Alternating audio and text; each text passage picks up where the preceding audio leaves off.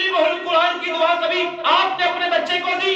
آج یہ تو ضرور ہم مسئلہ چھیڑتے ہیں، ہم دین سے دور کیوں ہیں؟ ہم اس لیے دور ہیں کہ ہم نے اپنے بچوں کو بھی اپنے دین کے قریب لانے کی کوشش نہیں کی ہے۔ حضور نبی کریم صلی اللہ علیہ وسلم دیکھیے، سارے طالب علم کیسے پڑھتے ہیں؟ استاد کے سامنے بیٹھے، کدھر بیٹھے؟ یہ پہلا شاگرد ہے، استاد کے پیچھے بیٹھا۔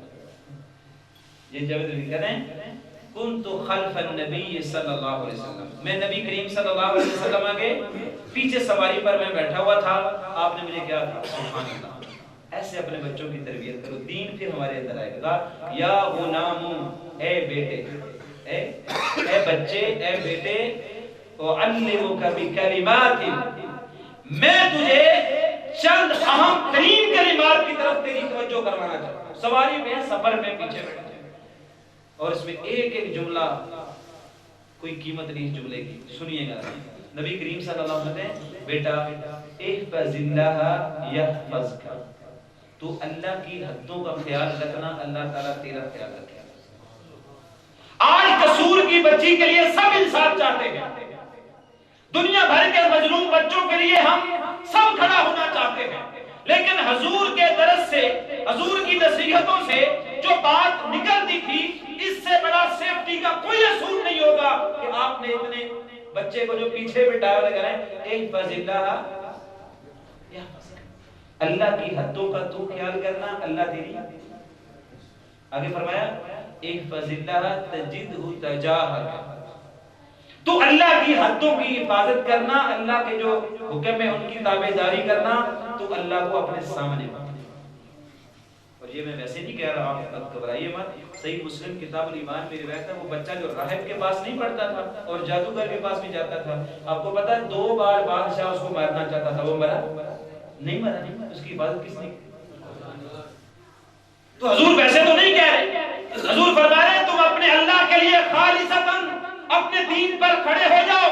تم بھی اپنے بچوں کو یہ حدیث جا کے گھر میں سناؤ، اگر اس کا پرنٹ نکال سکتے ہو گھر کی دیوار پہ لگاؤ اور بچوں کو بتاؤ احفظ اللہ یحفظک، احفظ اللہ تجدہ تجاہک، بیٹا جہاں تیری آواز کو تیرا باپ نہیں سنے گا، تیری ماں نہیں سنے گی، تیرا بھائی نہیں سنے گا، ہمسایہ نہیں سنے گا، تو اللہ کے دین پر کھڑا ہو، تو اللہ کو جہاں پر بھی آواز دے گا تو اللہ تعالیٰ کو سامنے پائے۔ پھر اگلی بات ہوتا ہے کیا؟ بیٹا وَإِذَا سَأَلْتَ فَاسْأَلِ اللَّهَ، جب بھی سوال کرنا ہے، ٹافی کا سوال غیر سے کرنے کی ضرورت ہی نہیں ہے۔ کوئی جائے گا ٹافی، چاچو ٹافی دینا، چاچو ٹافی دے گا، پھر بٹھا لے گا، پھر سر پہ شکر سے ہاتھ پھیرے گا، پھر جیب سے پیسے بھی دے گا، پھر اغوا کر کے لے جائے گا، پھر روڑی پہ گھوڑا کرکٹ میں لاش ملے گی۔ بیٹا کسی غیر سے سوال کرنے کی ضرورت ہی نہیں۔ یہ میرا فارم ہے، غلط بھی ہو سکتا ہے، لیکن مجھے یہی سمجھ آیا، بیٹا اذا سألت فاسأل اللہ، جب بھی سوال کرنا ہے بیٹا اللہ سے۔ پھر فرمایا بیٹا مصیبت بھی آ سکتی ہے، وَإِذَا اسْتَعَنْتَ فَاسْتَعِنْ بِاللَّهِ، بیٹا مدد کی ضرورت ہو نا، بچوں کو نا ہم سکولوں میں 1122 پہ کال کرنی ہے، 15 پہ کال کرنی ہے، بہت اچھی بات ہے، بچوں کو یہ بتائیں کہ 15 پہ بھی کال کی جاتی ہے، لیکن بچوں کو سب سے پہلے بتائیں کہ کال اوپر ملائی جائے۔ نبی کریم صلی اللہ علیہ وسلم عبداللہ بن عباس سے یہ بیان فرمایا، بیٹا وَإِذَا اسْتَعَنْتَ فَاسْتَعِنْ بِاللَّهِ، جب بھی تجھے مدد چاہیے سب سے پہلے اپنے رب تعالیٰ سے مدد طلب کرنی ہے۔ اور اگلی بات تو اور بڑی ہے، فرمایا وَأَلَّمْ، بیٹا یقین پیدا کر، کیا کر؟ یقین پیدا کر کہ ان الامة لو اجتمعت على ان ينفعوك لن ينفعوك بشيء الا ما كتب الله لك، بیٹا ساری امت اگر جمع ہو جائے اور تجھے نفع دینا چاہے، بیٹا ساری انسانیت جمع ہو جائے اور تجھے نفع دینا چاہے، تجھے نفع نہیں دے سکتی اس سے زائد جو تیرے اللہ نے۔ یہ بچوں کو کبھی آپ نے سمجھایا؟ بیٹا یاد رکھ وَلَوِ، اگر سارے لوگ جمع ہو جائیں، اور کس لیے جمع ہو جائیں؟ تاکہ تجھے تکلیف دیں، نہیں يَضُرُّوكَ بِشَيْءٍ إِلَّا مَا كَتَبَ اللَّهُ لَكَ، بیٹا سارے کے سارے مل کر بھی تیرا کچھ نہیں بگاڑ سکتے اگر تیرا اللہ تیرا کچھ بگاڑنا نہیں چاہتا۔ ایک حدیث ہے اور یہ سالوں کا کسی انسان کی زندگی کا تعاون ہے۔ اور اگلی بات اس سے بھی بڑی، بچے کو بتا رہے ہیں پیچھے بیٹھا ہوا ہے، بیٹا رفعت الاقلام، اب قلم اٹھا دی گئی ہے، وجفت الصحف، اللہ نے لکھ دیا جو تیرے بارے میں، اب وہ خشک ہو گیا ہے۔ سبحان اللہ۔ آپ اپنے بچوں کو جب اس طریقے سے دین کی تبلیغ کریں گے، ان کو موقع آپ دیں گے، آپ دیکھیں گے آپ کے بچوں کی زندگی کی حفاظت بھی ہوگی اور آپ کے بچے دین پر کھڑے ہوں گے، معاشرہ بھی دین کے قریب آئے گی۔ خطیب بغدادی رحمۃ اللہ علیہ کی بات جب ختم ہو گئی ہے،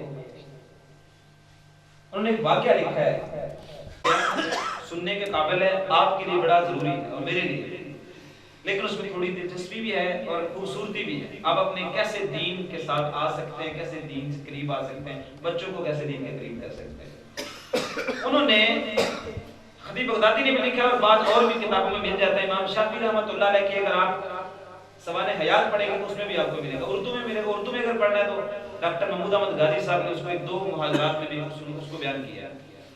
کہتے ہیں کہ احمد بن حنبل رحمۃ اللہ علیہ گھر میں جب نماز پڑھتے تو نماز کے بعد کبھی کبھی جب دعا کرتے کہتے یا اللہ امام شافعی کی عمر دراز فرما۔ تو ان کی ایک بیٹی تھی، وہ کبھی کبھی اپنے والد سے بولتی ہے ابا یہ کیا بات ہے، آپ اکثر امام شافعی کے لیے دعا کرتے ہیں، اپنے لیے نہیں کرتے، آپ تو بھی بہت نیک ہیں، دن کو آپ پڑھاتے ہیں، رات کو عبادت کرتے ہیں، اور دعائیں کس کے لیے کرتے ہیں؟ سبحان اللہ۔ احمد بن حنبل رحمہ اللہ اپنی بیٹی سے بیان کرتے ہیں کہ بیٹا تم کبھی جب ان سے ملو گی تو تم کہو گی کہ میں ٹھیک ہی دعا کرتا ہوں۔ کبھی آپ نے اپنے بچے کو کبھی سکون سے کہا بیٹا آج تجھے کسی عالم سے ملاقات کروانے لے جاتا ہوں، کبھی آپ نے کہا؟ ہاں ہم کہتے ہیں پتر تجھے پکنک کے لیے لے جاتے ہیں، سیر کے لیے لے جاتے ہیں، تجھے بیٹا میلے پہ لے جاتے ہیں، بیٹا سیر و تفریح کے لیے آپ کو فلاں ہوٹل پہ لے جاتے ہیں۔ کبھی ایک بار زندگی میں اپنے چھوٹے بچے کو جو شعور کی زندگی رکھتا ہو کسی عالم سے ملاقات کروا کے دیکھا، اس کی زندگی پر کتنا اثر پڑتا؟ آپ نے کہا میں نے کبھی نہیں کہا بیٹا وہ آئے گا۔ اتفاق ایسا ہوا کہ امام شافعی کا پیغام آیا کہ میں بغداد آ رہا ہوں اور آپ کے پاس ٹھہرا۔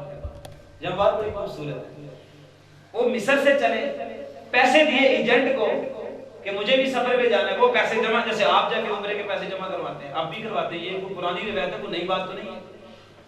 کچھ پیسے رکھے جو راستے میں کھانا تھا، کھانا وہ اپنا تھا ذاتی، اتفاق سے وہ پیسے گھر ہی گئے، سفر جاری ہو گیا۔ وہ جتنے ماہ کا بھی سفر تھا، کچھ پیدل کچھ سواری پر، تو بغداد پہنچ گئے۔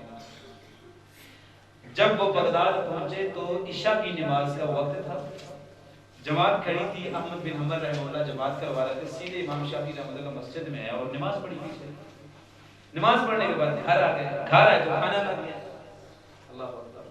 کھانا جب لگا تو وہ بیٹی نہیں لگی، اس بیٹی کی جو عمر بتائی جاتی ہے وہاں پر 8 سے 10 سال قریب لگی، اتنی اس کی عمر ہے۔ اس نے کھانا لگا دیا، دسترخوان لگا، امام شافعی رحمۃ اللہ، احمد بن حنبل، کچھ اور بھی علماء بیٹھے، تو امام شافعی نے پیٹ بھر کے کھانا کھایا، یعنی اچھا خاصا کھانا کھایا، مطلب راج کی کھانا کھایا۔ تو بیٹی نے دیکھ کے پتا کیا دل میں کہا، جو دل میں تھا اس زبان پہ بھی بات کہنا ہے، کہتی جو اتنے نیک ہوتے ہیں وہ تو اتنا زیادہ کھانا نہیں کھاتے، یہ اتنا کھانا کھایا اور میرے والد صاحب اس کے لیے دعائیں کرتے ہیں بردراز ہو، نیک بندے تو اتنا کھانا نہیں کھاتے۔ ان کو ایسے لگا بیٹی کو، ٹائم ہوا تو سونے کا ٹائم تھا، انہوں نے چادر ڈالی اور سو گئے۔ احمد بن حنبل رحمۃ اللہ اپنے کمرے میں، امام شافعی رحمۃ اللہ ایک جگہ پہ راحت فرمانے لگے۔ رات کو بیٹی نے دیکھ لیا اب میرا باپ مصلی پہ رو رہا ہے اور امام شافعی سو رہے ہیں۔ بڑا خوبصورت ماحول ہے گھروں کا، کاش ہمارا بھی ایسا ہو۔ کبھی جب دیکھا نا میرا والد صاحب ان کے لیے دعائیں کرتے تھے اور یہ سو رہے ہیں اور مصلی پر ہیں، بڑا تضاد ہے، رات کو روٹی بہت زیادہ کھائی ہے، جس ذہن میں بار بار آتا۔ صبح فجر کی اذان ہوئی تو دیکھا امام شافعی رحمہ اللہ آرام فرما رہے ہیں۔ احمد بن حنبل اٹھ کے کہتے ہیں شاید کھانا وقت الصلاۃ، نماز کا وقت ہوا ہے، چلیں۔ چادر ایسے رکھی، بیٹی نے وضو کے لیے پانی رکھا تھا وہ وہی پڑا رہا تو مسجد چلے گئے، لوگ وضو بھی نہیں کیا، سوئی بھی نہیں۔ یعنی ان کو حیرت ہوتی تھی کہ یہ ہو گیا رہا۔ احمد بن حنبل رحمۃ اللہ علیہ کی عادت تھی کہ وہ مسجد میں جب نماز پڑھنے کے لیے جاتے تھے تو تب تک باہر نہیں نکلتے تھے تو سورج طلوع ہو جائے 2 نفل پڑھے بغیر گھر نہیں آتے. امام شافعی رحمۃ اللہ نماز پڑھی, نماز پڑھ کے گھر آ گئے. بیٹی نے کہا وہ نماز کی بیٹھے ہوئے اور یہ یہاں پر پھر آرام کرنے کے لیے, ان کے لیے کیا دعا کرتے ہیں میرے والد. بیٹی کو تجسس ہے, سوچ رہی ہے. جب ناشتے پہ جمع ہوئے نا تو ناشتے پہ وہ سوال ہوا جس کا آپ کو بھی جواب چاہیے. احمد بن حنبل رحمہ اللہ عرض کرتے ہیں کہ شیخ سفر کیسا رہا؟ کا سفر ٹھیک ہی رہا تھا, لیکن ہوا یہ کہ میرے جو وہ پیسے تھے نا, وہ میرے جو پیسے تھے جو کھانے پینے کے لیے میں لایا تھا وہ اصل میں گھر ہی رہ گئے اور میرے پاس کھانے پینے کے لیے کچھ بھی نہ تھا. یہ جو 2 ڈھائی 3 ماہ کا جو سفر گزرا ہے نا میرا, پھر میں 3 دن تک میں بھوکا رہتا تھا اور میں کسی سے لے کر کھانا کھاتا نہیں تھا. پتہ ہے کیوں؟ کاش کہ آپ لوگ یہ سمجھیں, میں یہ سمجھانا چاہتا ہوں آپ کو جیسا کہ آپ سمجھ پائیں. کہتے ہیں مجھے ان کی روزی کا پتہ نہیں تھا کہ حلال ہے یا حرام, اور مجھے دین کا کام کرنا. پھر جب 3 دن کے بعد دیکھتا کہ اب کوئی گزارا نہیں, پھر تھوڑا بہت کھا لیتا کہ بغداد پہنچ جائے. اور اگلا جملہ بھی خوبصورت ہے, کہتے ہیں جب تیرے گھر پہنچانا دسترخوان پہ, میں نے حلال کی وہ روزی کی جو حلاوت, جو اس میں نور, جو اس میں لذت ہوتی ہے نا, وہ میں نے تیرے دسترخوان پر دیکھی. اور میں نے اتنے ماہ کے بعد آج پیٹ بھر کر میں نے کھانا کھایا. آپ بچوں کو جو کھلاتے ہیں, جو ہم آپ کھاتے ہیں, یہ آپ کو دین سے قریب بھی کر سکتا ہے, دین سے دور بھی کر سکتا ہے. بیٹی کو ایک تو جواب ملا نہ کہ زیادہ کیوں کھایا, فوری طور پہ پوچھ لیا کہ رات کیسی گزری؟ بہت اچھی گزری, پر سویا تو میں ایک لمحے کے لیے نہیں. کہتے کیوں؟ جگہ ٹھیک نہیں تھی, تکلیف تھی؟ نہیں تکلیف نہیں تھی. جب میں مسجد میں داخل ہوا تھا تو تم ایک سورت, ایک آیت پڑھا تھا, سورت البقرہ کی آیت نمبر 280. میں بتا کے جا رہا ہوں, خود بھی پڑھیے گا. فَإِنْ كَانَ ذُو عُسْرَةٍ فَنَظِرَةٌ إِلَىٰ مَيْسَرَةٍ وَإِنْ خَيْرٌ لَكُمْ. کہ تنگ دست انسان کو, جو مقروض ہے, جو تنگ دست ہے, اس کو آسانی تک مہلت دے دیا کرو. اگر صدقہ کر دو تو تمہارے لیے. یہ تم نے آیت پڑھ دی اور میں جب گھر میں آیا, میں لیٹا, چادر تو میں نے ڈال لی, لیکن میں سوچنے لگا, میں نے تفکر کیا تو میں نے سوچا اس میں افلاس کا قانون نکلتا ہے. پھر میں نے کہا اس میں یہ بھی قانون نکلتا ہے. پھر میں نے سوچا یہ بھی قانون نکلتا ہے. پھر سوچا یہ بھی قانون نکلتا ہے. آج بھی کتاب آپ رسالہ پڑھ کے دیکھیے گا امام شافعی رحمہ اللہ کی, آپ متوجہ ہوں گے وہاں پر. کہتے میں نے ایک رات میں اس ایک آیت کو سوچ سوچ کر 108 مسئلہ میں نے اخذ کیا ہے. پھر تو نے کہا فجر کی اذان جماعت کا ٹائم ہو گیا, تیرے ساتھ نماز پڑھنے چلا گیا. پھر بیٹی نے کہا یہ دعا کے قابل ہے, میرے باپ کی عبادت صرف میرے باپ کے لیے ہے, لیکن امام شافعی کا علم پوری امت کے لیے. اب گھروں کا ماحول یہ بنائیں گے بچوں کے ساتھ ہر بات ہوتی ہے. تو اللہ تعالیٰ سے میری دعا ہے, اللہ تعالیٰ ہمیں اپنے دین کی سمجھ عطا فرمائے. میں نے جو بھی مناسب ہوتا ہے, جیسے مجھے سمجھ آئی میں نے آپ تک پہنچانے کی کوشش کی. اور اینڈ بات میرے بھائیو یہ ہے, آپ کی زندگی کا سکون آپ کے دین کے اندر ہے, اس سے دور مت جائیے گا.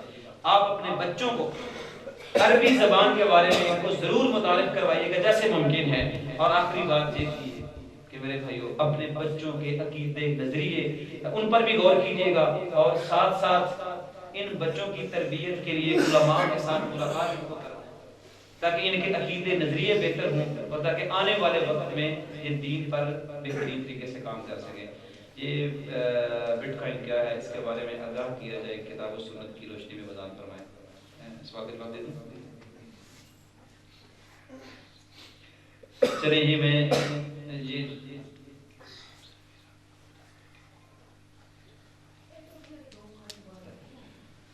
ایک تو مجھ سے یہ, میں آج نہیں پڑھنے جا رہا تھا شعر, تو وہ سلفی صاحب مجھے کہہ رہے ہیں شعر پڑھ لیں. شعر تو بڑی لیول ہوتا ہے, کچھ جذبے سے مولوی صاحب تقریر کرتے ہیں آگے شعر پڑھ دیتے ہیں. میں نے وہ سٹاپ بھی کر دیا, لیکن میں کہتا ہوں کہ گونگی ہو گئی آج کچھ زبان کہتے کہتے, گونگی ہو گئی آج کچھ زبان کہتے کہتے, میں ہچکچا گیا خود کو مسلمان کہتے کہتے. یہ بات نہیں کہ مجھے رب پر یقین نہیں, یہ بات نہیں کہ مجھے رب پر یقین نہیں, بس میں ڈر گیا خود کو صاحب ایمان کہتے کہتے. مجھے فرصت نہ ملی ایک نماز کی, مجھے فرصت نہ ملی ایک نماز کی, اور کئی بار چپ ہوا مؤذن آذان کہتے ہیں۔ ایک کافر نے جو پوچھا مجھ سے، ایک کافر نے جو پوچھا مجھ سے یہ مہینہ کیا ہے، شرم کے مارے پانی ہاتھ سے گر گیا، رمضان کہتے ہیں۔ میری الماری میں گرد سے اٹی کتاب کا جو پوچھا اس نے، میری الماری میں گرد سے اٹی کتاب کا جو پوچھا اس نے، میں گر گیا زمین میں قرآن کہتے کہتے۔ یہ بات سن کر اس نے چپ سادھ لی اقبال، یہ بات سن کر اس نے چپ سادھ لی اقبال، مجھے یوں لگا جیسے وہ رک گیا مجھے حیوان کہتے کہتے، کہ پھر ایک حیوان کی زندگی میں تیری زندگی میں کیا فرق ہے۔ اللہ تعالیٰ ہمیں وہ زندگی دے جو اللہ کو پسند ہے، اللہ ہمیں وہ زندگی دے جس پر اگر ہمیں موت آئے تو ہمیں جنت کا راستہ ہمارے لیے آسان ہو۔ تو یہ دو چیزیں، ایک تو ایک سوال ہے کسی بھائی کا، اور ایک رانا شمشاد سرفی صاحب کے بارے میں آپ سے گزارش کر دوں، اور اپنے بارے میں آپ کو کلیئر کر دوں۔ مجھے تھوڑی سی یہاں سے، میں ایسا بندہ نہیں ہوں، میں معذرت کے ساتھ کہ میں لیٹ نہ ہو جاؤں، ایسا نہیں، میں کوشش کرتا ہوں میں آدھا گھنٹہ پہلے آ جاؤں، لیکن صورتحال یہ ہوئی کہ میں غلطی سے وہ جو گجرات پل ہے اس سے آگے آ گیا غلطی سے، اگر میں وہاں سے ادھر مڑتا لیفٹ پہ تو شاید باہر سے میں روڈ پہ آ جاتا۔ جب میں آگے آیا تو وہاں مویشیوں کی منڈی لگی تھی، اور اوپر سے پتہ نہیں کس طریقے سے راستہ بند ہوا، بہرحال میرا آدھ پونا گھنٹہ تقریباً وہاں پہ میرا ضائع ہو گیا، ورنہ میں نماز آپ لوگوں کے ساتھ پڑھتا الحمدللہ۔ اور ایسا نہیں ہے کہ میں تاخیر کرتا ہوں، مجھے معاف کیجیے گا، جہاں کچھ بزرگ غصے میں بھی تھے کہ یہ پتہ نہیں ایسا مولوی ہے، تو میں ایسا مولوی ہوں جیسا وہ سمجھ رہے ہیں۔ رانا کرپٹو کرنسی، اسے ڈیجیٹل کرنسی بھی اس کو کہتے ہیں۔ یہاں پہ بعض لوگ شاید جس بھائی نے لکھا ہے وہ تو اس کو چلو کچھ نہ کچھ سمجھتا ہوگا، لیکن اس کے بارے میں ابھی قریب وقت میں میں نے اس پہ جو تحقیق کی ہے اس پہ ہم نے 40-50 صفحات اس کا ڈیٹا میں نے جمع کر لیا ہے۔ اتفاق سے آپ نے سوال اچھا کر لیا ہے، اس کی ضرورت ہے۔ لوگوں کو حلال اور حرام کے بارے میں بتانا علماء کی اہم ذمہ داری ہے۔ علماء کو چاہیے کہ موجودہ دور کے جو فتنے ہیں ان کے بارے میں بھی پڑھیں۔ اصل میں بٹ کوائن 1.14x یہ ساری کرپٹو کرنسی ڈیجیٹل کرنسیز ہیں جو آج اس موجودہ دور میں آتی ہیں، ان کو کوئی حکومت ہینڈل نہیں کرتی، یہ یاد رکھیں۔ میں بھی یہ نہیں بتا رہا کہ حلال حرام ہے، میں بتاتا ہوں کوئی حکومت ان کو ہینڈل نہیں کرتی۔ بعض ملکوں میں اس کو انہوں نے لاگو کیا ہے، لیکن دنیا کے بیشتر ممالک نے اس کو غیر قانونی قرار دیا ہے۔ جو ہمارا پاکستان، ملک پاکستان ہے، انہوں نے بھی فی الحال اس کو غیر قانونی ہی قرار دیا ہے، اور بھی ہمارے ہمسائے ملکوں نے بھی اس کو غیر قانونی قرار دیا ہے۔ یہ بیسیکلی کوئی ایسی چیز نہیں ہے جو آپ جیب میں رکھیں، ڈیجٹ ہے، آپ آن لائن سائن ان ہوتے ہیں کسی بھی سسٹم پہ، انٹرنیٹ پہ، تو وہاں آپ کا ایک لاگ ان ہوتے ہیں، تو وہاں پہ آپ کا ایک بن جاتی ہے، سائٹ بن جاتی ہے، وہاں پہ آپ اس کی خرید و فروخت کرتے ہیں۔ اس طریقے کا اس کا یہ کاروبار ہے، اور اس کو کبھی بھی آپ اپنے ہاتھ میں نہیں لے سکتے۔ اب کبھی اس کا ریٹ بہت زیادہ ہو گیا، ایک بٹ کوائن جو ہے وہ لاکھوں کی ملتی ہے، ابھی یہ کبھی 4-5 ہزار کی تھی، لیکن اس وقت کے علماء کا فی الحال وقتی طور پر، آنے والے وقت میں اس کی کیفیت کیسے ہوتی ہے، کیونکہ کسی مسئلے کے بارے میں حتماً رائے دینی نہیں چاہیے، کیونکہ آنے والے وقت میں اس کے کیا حالات ہوتے ہیں۔ تو ابھی اس وقت موجودہ دور میں جو عرب علماء تھے اور جو پاکستان کے جو علماء تھے، جو انڈیا کے علماء ہیں، ان سب کے ساتھ یہ ساری کی ساری ڈیبیٹ کے بعد وہ کہتے ہیں کہ فی الحال یہ کرنسی حرام ہے، ناجائز ہے، اس کا کاروبار قطعی نہ کیا جائے، قانونی طور پر بھی جرم ہے، اور اسلامک لا کے حساب سے بھی یہ درست بات نہیں ہے کہ اس کے اندر بہت سارے ایسے خدشے ہیں جس کا کوئی جواب بھی تک اس کمپنی کے پاس نہیں ہے۔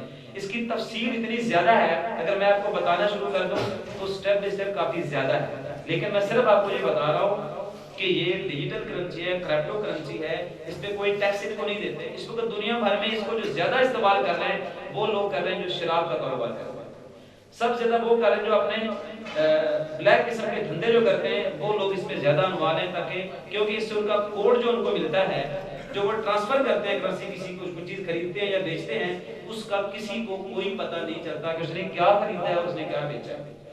تو اس کی بہت سارے فسادات ہیں، اور فی زمانہ اس کے بہت سارے فتنے ہیں۔ تو میرے بھائیوں سے میری التجا ہے کہ میں دیکھتا ہوں اور میرے علم میں ہے بہت سارے باریش آدمی دین کو اوپر چلنے والے اس کو خریدے ہوئے ہیں، مجھے ان کے بارے میں علم ہے۔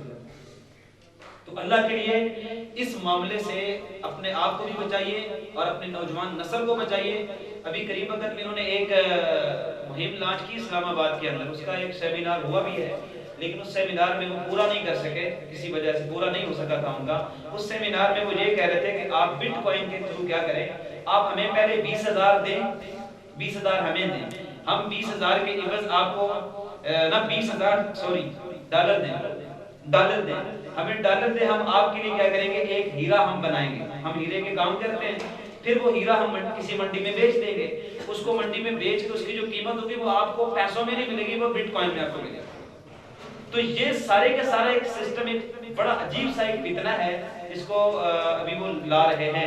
کبھی اللہ نے توفیق دی تو پرسنل میں کبھی آپ سے جب بات ہوئی اس کی، میں آپ کو ایک ایک چیز کو الگ الگ کر کے شرعی نقطہ نظر میں قانون کے اندر اس کی کیا ہے اور کہاں کہاں سے اس کا مواد آپ لے سکتے ہیں، کیسے اس کو آپ لوگ سمجھ سکتے ہیں دوبارہ۔ لیکن ابھی میں آپ کو بتا رہا ہوں، فی زمانہ اس وقت علماء کی اور حکومتوں کی قانونی طور پر اور علماء کی اسلامی فقہ کے حساب سے یہ چیز حرام ہے، اس کا کاروبار حرام ہے، اس کا لین دین حرام ہے۔ چاہے آپ کو بہت اچھے دیندار لوگ بھی اگر یہ کاروبار کرتے نظر آتے ہیں تو بہرحال معذرت، اس کے گہرے مطالعے کے بعد یہ پتہ چلا ہے کہ یہ صحیح نہیں ہے۔ فاسأل اللہ وإذا استعنت فاستعن باللہ۔ واللہ اس حدیث کے بعد ہمیں یہ سوال کرنے کی ضرورت ہی نہیں رہتی، کیونکہ سب سے زیادہ جو گائیڈ بہترین جو دے سکتے ہیں وہ لقد کان لکم فی رسول اللہ اسوۃ حسنہ، وہ عملاً بھی، قولاً بھی، فعلاً بھی دین کے تمام تقاضے ہمارے، سب سے بڑی جو ہماری پہنچ ہے وہ صرف نبی کریم صلی اللہ علیہ وسلم۔ اور آپ نے دعا کے طریقے، آپ نے یہ ضرور بتایا، دعا مانگنے کا طریقہ بتایا، مثلا آپ نے کہا سورۃ الفاتحہ پڑھو اور مجھ پہ درود پڑھو، جو مجھ پہ درود نہیں پڑھتا اس کی دعا معلق رہتی ہے، تو وہ کیا کرے، وہ جب تک درود نہیں پڑھتا دعا آسمانوں کی طرف نہیں، وہ دعا پڑھے، دعا کے ساتھ وہ درود پڑھے۔ یہ وہ طریقے ہیں دعا کے، ہاتھ کو کتنا اٹھانا ہے اور دعا کے اندر کون کون سے تقاضے ہیں۔ مثلا آپ نے فرمایا کہ بعض بندے دعا کرتے ہیں لیکن ملبس و حرام، کپڑے بھی پہنے میں وہ بھی حلال روزی کے نہیں ہیں، مشرب و حرام، اور جو پیتے ہیں وہ بھی حلال روزی سے نہیں ہے، اور جو وہ کھاتے ہیں وہ بھی حلال روزی سے نہیں ہے، تو پھر اللہ تعالیٰ کیوں ان کی دعا کو قبول کرے گا؟ تو دعا کے اپنے آداب ہیں، اس کے تقاضے ہیں میرے قابل قدر بھائیوں۔ تو جو زندہ کوئی ولی ہو اور اس کو نیک آدمی ہو، جس کو ہم سمجھتے ہیں نیک ہے، تو اللہ کو پتہ ہے وہ نیک کتنا ہے، اس کو یہ کہنا کہ آپ میرے لیے دعا کریں یہ بالکل صحیح ہے۔ لیکن اگر وہ دنیا سے چلا گیا ہے اور اس کی قبر پہ اگر کھڑے ہو کے انسان کہتا ہے کہ نہیں آپ کی اللہ تعالیٰ زیادہ سنتا ہے، تو یہ چیز شرعاً ثابت نہیں ہے، یہ شرک کی زمرے میں آتی ہے۔ لہذا ولیوں کا احترام لازم ہے، بزرگوں کا احترام بہت ہی ضروری ہے، لیکن جب وہ دنیا سے چلے جائیں پھر ان کے لیے دعا کرنی چاہیے، ان سے دعا نہیں کروانی چاہیے۔ ہاں زندہ تھے تو بالکل ان کے پاس جائیں، ان سے دعا کروائیں، وہ نیک ہیں، بالکل کروانی چاہیے۔ اللہ تعالیٰ آپ کو جائے